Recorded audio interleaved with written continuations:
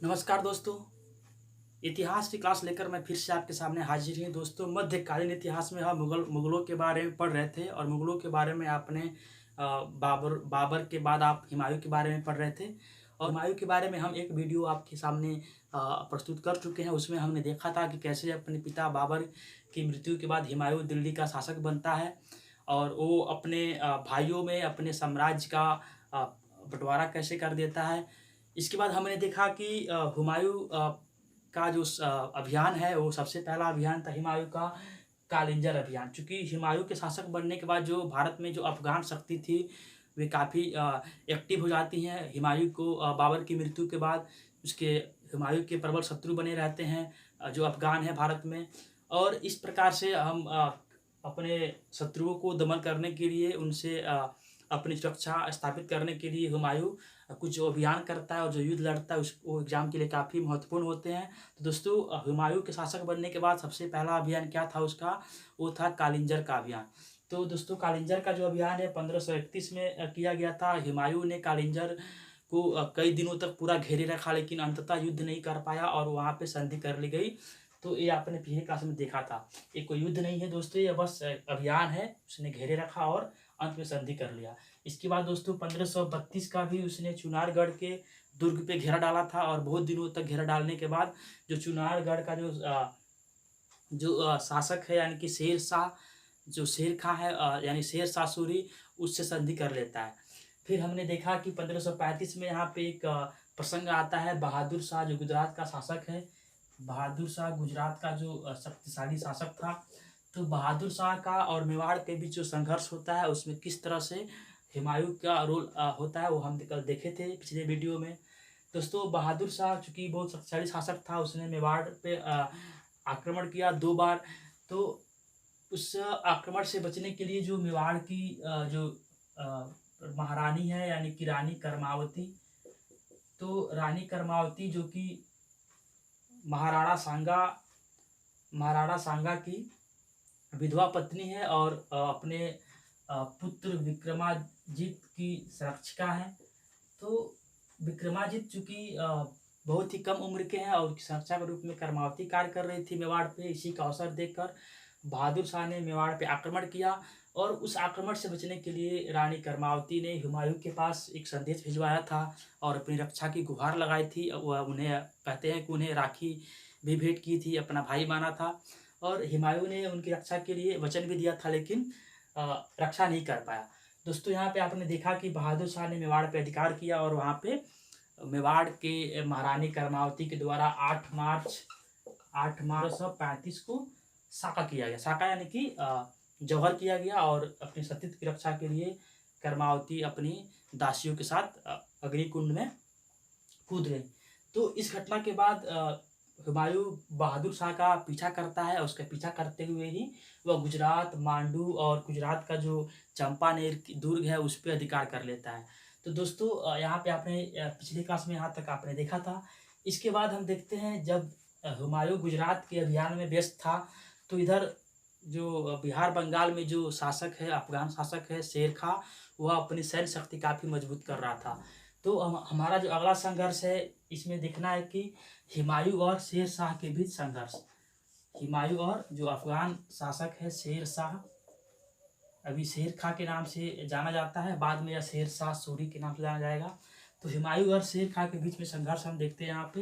तो यहाँ पे जो 1532 में आप चुनारगढ़ का अभियान देख रहे हैं, तो चुनारगढ़ वास्तव में उस समय चुनारगढ़ का जो शासक था ताज खां। तो ताज खां की मृत्यु हो जाने के बाद जो उसकी विधवा है लाड बेगम। ताज खां की जो विधवा है वो है लाड बेगम। तो लाड बेगम से शेर खां शादी कर लेता है और ताज खां की विधवा लाड बेगम से शादी कर लेने के पश्चात शेर खां को चुनारगढ़ प्राप्त हो जाता है। तो इसलिए शेर खां और हुमायूं के बीच शत्रुता थी पहले से ही, क्योंकि चुनारगढ़ पे उसने घेरा भी डाला हुआ था। तो चूँकि अपनी सैन्य शक्ति कमज़ोर देखते हुए शेर खां यहाँ पे इस घेरे में हुमायूं से संधि कर लेता है, लेकिन उसके बाद वह अपनी सैन्य शक्ति मजबूत करता है और अंततः हम यहाँ पे देखते हैं कि 1539 में शेर खां और हुमायूं के बीच एक युद्ध होता है, उसे कहते हैं चौसा का युद्ध। दोस्तों ये चौसा का युद्ध काफ़ी महत्वपूर्ण है, जो कि 1539 में लड़ा गया था। और ये चौसा कर्मनाशा नदी बिहार और उत्तर प्रदेश की सीमा से बहने वाली नदी है। कर्मनाशा नदी पे स्थित है, के किनारे पे स्थित है। और ये चौसा का युद्ध मुगल शासक हुमायूं और अफगान शासक शेर खां के बीच लड़ा गया था। और इस युद्ध में हुमायूं की बहुत बुरी तरह से पराजय हुई थी, क्योंकि इस युद्ध में कहते हैं कि हुमायूं की जो तोपखाने थे, मुगलों के जो तोपखाने थे, वे बारिश हो जाने की वजह से यूज में नहीं लाए जा सके। और जो हुमायूं की जो सेना थी और जो उसके कैंप थे, बरसात की वजह से उनके कैंप में काफ़ी पानी भर गया था। तो इस प्रकार से सेना पूरी तरह से अस्त व्यस्त हो गई थी। और चौसा के युद्ध में जो हुमायूं बुरी तरह से पराजित होता है और शेर खां इसमें विजय होता है। तो चौसा के युद्ध में पराजय के बाद हुमायूं नदी को पार करके आगरा भाग जाता है। लेकिन दोस्तों यहाँ पे हमें देखने को मिलता है कि हुमायूं जब नदी पार करता है, उस समय यह नदी को पार कराने में इसे एक भिश्ती, जिसका नाम है निजाम सिक्का, हुमायूं को नदी पार कराने में एक निजाम भिश्ती नामक व्यक्ति इसकी मदद करता है। और इस निजाम भिश्ती की नाव के सहारे हुमायूं नदी पार करके जैसे तैसे अपनी जान बचाकर आगरा भाग जाता है। दोस्तों यहाँ पे जो निजाम भिश्ती है, ये जब हुमायूं को नदी पार करा देता है, तो हुमायूं से कहता है कि वर्तमान में मेरे पास तो कुछ नहीं है, मैं तो अभी युद्ध हारा हुआ हूँ, लेकिन जिस दिन मेरे पास कुछ होगा, मैं तुम्हें मांगा इनाम दूंगा। तो ये वही निजाम भिश्ती के थोड़ा सा बारे में हम बात कर ले। दोस्तों इतिहास में एक प्रश्न पूछा जाता है कि इतिहास में मध्यकाल में एक दिन के लिए शासक कौन बना था। तो एक दिन का बादशाह का नाम आता है निजाम सिक्का का। दोस्तों ये जो निजाम सिक्का है, जो कि एक भिश्ती है, तो ये निजाम सिक्का इतिहास में एक दिन के लिए बादशाह बनाया गया था हुमायूं के द्वारा। हुमायूं जब दोबारा से 1555-56 में बादशाहत हासिल करता है दिल्ली की, तो उस समय निजाम सिक्का को उसने एक दिन का बादशाह बनाया था। और इस निजाम सिक्का ने अपने एक दिन का बादशाह रहते हुए इसने चमड़े के सिक्के जारी किए थे। चमड़े के सिक्के जारी किए थे। दोस्तों ये काफ़ी महत्वपूर्ण फैक्ट है, मैं फिर से रिपीट कर दे रहा हूँ कि चौसा के युद्ध में पराजय होने के बाद हुमायूं नदी पार करके भागने की कोशिश करता है, लेकिन वह नदी पार करने में असमर्थ रहता है। और इसी बीच नदी के पास एक निजाम सिक्का नामक भिश्ती उसको देखता है, और वह अपने नाव से हुमायूं को नदी पार करा देता है। और उस समय हुमायूं निजाम सिक्का से कहता है कि जब भी मेरे पास मौका मिलेगा तो मैं तुम्हें मुँह मांगा इनाम दूंगा। तो इस प्रकार जब हुमायूं दोबारा से 1955-56 में शासक बन जाता है, तो निजाम सिक्का को एक दिन के लिए दिल्ली का बादशाह बनाता है, क्योंकि इसने यही मांग किया था कि मुझसे बादशाह बनना है। तो एक दिन का बादशाह ये बन पाया, और एक दिन के बादशाह रहते हुए निजाम सिक्का ने चमड़े के सिक्के जारी किए थे। तो दोस्तों यहाँ पे हम देख रहे हैं कि किस प्रकार चौसा के युद्ध में हुमायूं पराजित होता है।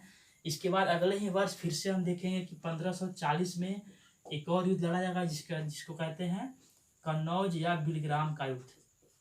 तो कन्नौज या फिर बिलग्राम का युद्ध में हुमायूं और शेरशाह की सेनाएं आपस में आमने सामने होती हैं। और इस युद्ध में भी दोस्तों हुमायूं की पराजय होती है। यहाँ पे हुमायूं के साथ किस्मत साथ नहीं देता है। और इस युद्ध के पहले भी बरसात हो गया था। वर्षा से जो हुमायूं या अर्थात मुगलों की जो तोपें थी, वो बुरी तरह से क्षतिग्रस्त हो गई थी। और इस युद्ध में कहा जाता है कि एक भी गोली नहीं चलाई गई। और इस तरह से शेरशाह सूरी इस युद्ध में हुमायूं को पराजित कर देता है। और अंततः हुमायूं को आगरा और दिल्ली छोड़कर लाहौर और फिर सिंध में शरण लेना पड़ता है। तो इस प्रकार दोस्तों यहाँ पे आप देख पा रहे हैं कि एक नया शासक दिल्ली में बन के उभरता है, शेरशाह। चौसा और कन्नौज के युद्ध में पराजित होने के बाद शेरशाह हुमायूं को खदेड़ देता है भारत से, और दिल्ली और आगरा पे अधिकार कर लेता है। और इस तरह से कुछ वर्षों के लिए दिल्ली में एक नए वंश सूर्यवंश की स्थापना हो जाती है। दोस्तों सूर्यवंश का जो संस्थापक है वो शेरशाह सूरी है। और तब कब हो रहा है, तो आप देख रहे हैं कि 1540 में हुमायूं को पराजित कर देने के बाद शेरशाह दिल्ली में सूर्यवंश की स्थापना करता है। दोस्तों यहाँ पे आप देख पा रहे हैं कि हुमायूं का जो कार्यकाल है वो 2 बार दिखाया गया है, 1531 से 1540।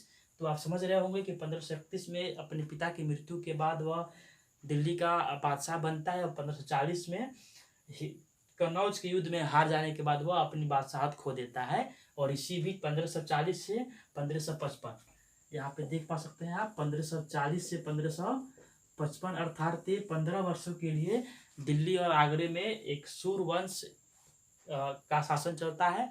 लेकिन जैसे ही 1555-56 में हुमायूं अपनी सेना को संगठित करके बैरम खां के नेतृत्व में फिर से वो सूर्यवंश के शासक सिकंदर सूर को युद्ध में पराजित करके दोबारा से दिल्ली का बादशाह बन जाता है। तो ये 2 कार्यकाल है उसका। 1540 से 1555 के बीच का जो समय है वो हुमायूं के लिए निर्वासन जीवन व्यतीत करता है। वह भारत से दूर जाकर सिंध प्रांत में अपना जीवन बसर करता है और इसी बीच भारत में सूर्यवंश की शासन चलता है। तो दोस्तों यहाँ पे आप देख पा रहे हैं कि हम अगले क्लास में नए वंश यानी कि सूर्यवंश के बारे में अध्ययन करेंगे। लेकिन हुमायूं के द्वारा जो महत्वपूर्ण युद्ध लड़े गए थे उनमें से सबसे महत्वपूर्ण युद्ध है आपका चौसा का युद्ध और आपका बिलग्राम यानी कन्नौज का युद्ध। इसके बाद दोस्तों हम देखेंगे कि जैसे यहाँ पे आपने देखा कि 1539 में चौसा का युद्ध और 1540 में कन्नौज या फिर बिलग्राम का युद्ध, ये दोनों युद्ध में हुमायूं की पराजय हुई थी। और इस तरह से हुमायूं पराजित होने के बाद अपनी बादशाहत खो देता है। लेकिन 15 वर्षों बाद फिर से हुमायूं की एंट्री होती है और यहाँ पे हम देख रहे हैं कि 1555 में एक युद्ध लड़ा जाता है, वो आपका है मच्छीवाड़ा का युद्ध। 1555 में मच्छीवाड़ा का युद्ध, जो कि मच्छीवाड़ा पंजाब में सतलज नदी किनारे स्थित है। और पंजाब में सतलज नदी किनारे मच्छीवाड़ा नामक जगह पे एक युद्ध लड़ा गया था। यह युद्ध हुमायूं और अफगानों के बीच लड़ा गया था। अफगान तातार खा था, तो अफगानों के बीच लड़ा गया था और इस युद्ध में हुमायूं विजयी रहा था।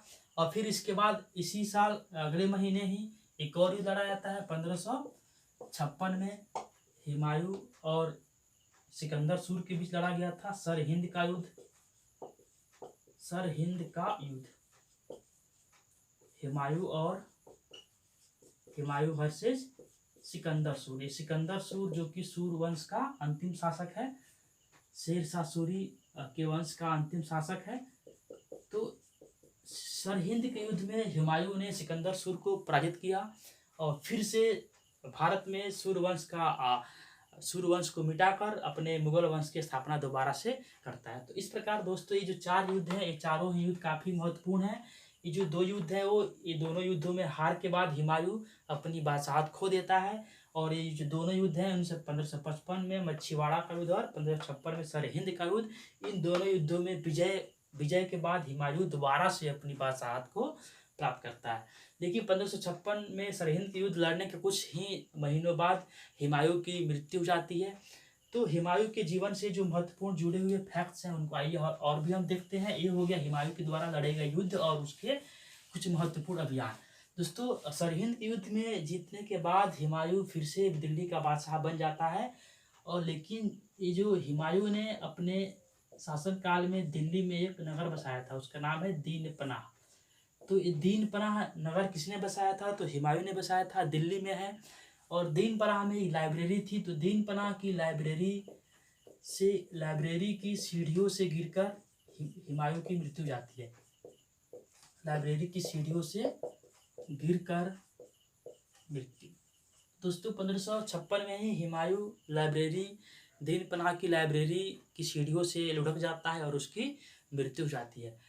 इसके अलावा दोस्तों दीनपनाह से प्रश्न पूछा गया है, इसी संदर्भ में लेन पुल ने कहा है अपना कथन कि हुमायूं जीवन भर लड़खड़ाते रहा और अंत में वह लड़खड़ाते ही उसकी मृत्यु हो जाती है। इसके अलावा दोस्तों हुमायूं के जीवन का जो जीवनी है वो अकबर के समय लिखी गई थी। और हुमायूं की जो बहन है गुलबदन बानो बेगम ने हुमायूं की जीवन पर आधारित उसकी जीवनी लिखी थी। उसका नाम है हुमायूंनामा। तो हुमायूंनामा की लेखिका गुलबदन बानो बेगम है, जो कि हुमायूं की बहन है। इसके अलावा दोस्तों हुमायूं कपड़ों के बहुत शौकीन था। वह प्रति सप्ताह के 7 दिन अलग अलग रंग के कपड़े पहनता था। आपने पिछले वीडियो को नहीं देखा है तो उसको देखिए। और अब अगले लेक्चर में हम शेरशाह सूरी के बारे में पढ़ेंगे, शेरशाह सूरी और सूर्यवंश के बारे में पढ़ेंगे। उसके बाद हम अकबर के बारे में, फिर ऐसे ही क्रम से हम पूरे मुगलों का इतिहास पढ़ेंगे। दोस्तों इस प्रकार हम आपसे अब विदा लेते हैं और अब मिलते हैं अगले वीडियो में सूर्यवंश को लेकर। तब तक के लिए धन्यवाद।